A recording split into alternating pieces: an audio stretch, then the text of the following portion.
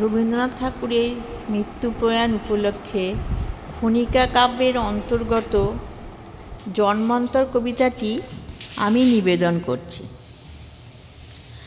আমি ছেড়েই দিতে রাজি আছি সুসভ্যতার আলোক। আমি চাই না হতে নববঙ্গে নবযুগের চালক। আমি নাই বা গেলেম বিলাত, নাই বা পেলেম রাজার খিলাত, যদি পরজন্মে পাইরে হতে ব্রজের রাখাল বালক, তবে নিবিয়ে দেব নিজের ঘরে সুসভ্যতার আলোক।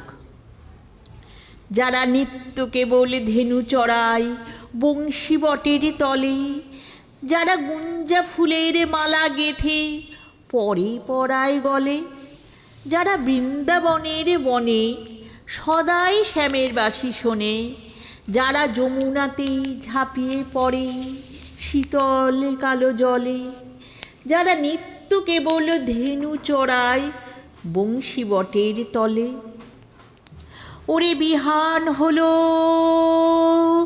জাগরে ভাই, ডাকে পরস্পরে।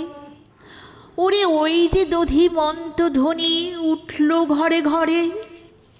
হেরো মাঠের পথে ধেনু চলে উড়িয়ে গোকুর রেণু, হেরো আঙিনাতে ব্রজের বধূ দুগ্ধ দহন করে।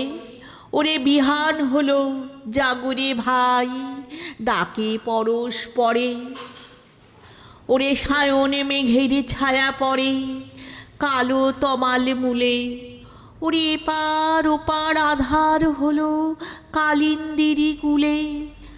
ঘাটে গোপঙ্গনা গড়ে কাঁপে খেয়া তরির পরে, হেরো কুঞ্জবনে নাচে ময়ূর কলাপ খানি তুলে। ওরে সায়নে মেঘের ছায়া পড়ে কালো তমাল মূলে।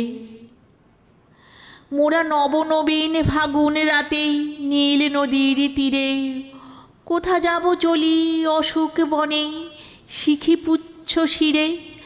যবে দোলার ফুলরাশি দিবে নিপ শাখায় কুশি, যবে দক্ষিণ বায়ে বাঁশির ধ্বনি উঠবে আকাশ ঘিরে। মোরা রাখালে মিলে করব মেলা নীল নদীর তীরে। আমি হব না ভাই নববঙ্গে নবযুগের চালক, আমি জ্বালাবো না আধারে দেশে সুসভ্যতার আলোক। যদি ননি ছানার গায়ে কোথাও অশোকে নিপের ছায়ে, আমি কোনো জন্মে পারি হতে ব্রজের গোপবালক, তবে চাই না হতে নববঙ্গে নবযুগের চালক। আবৃত্তিটি ভালো লাগলে লাইক, শেয়ার ও সাবস্ক্রাইব করতে ভুলবেন না।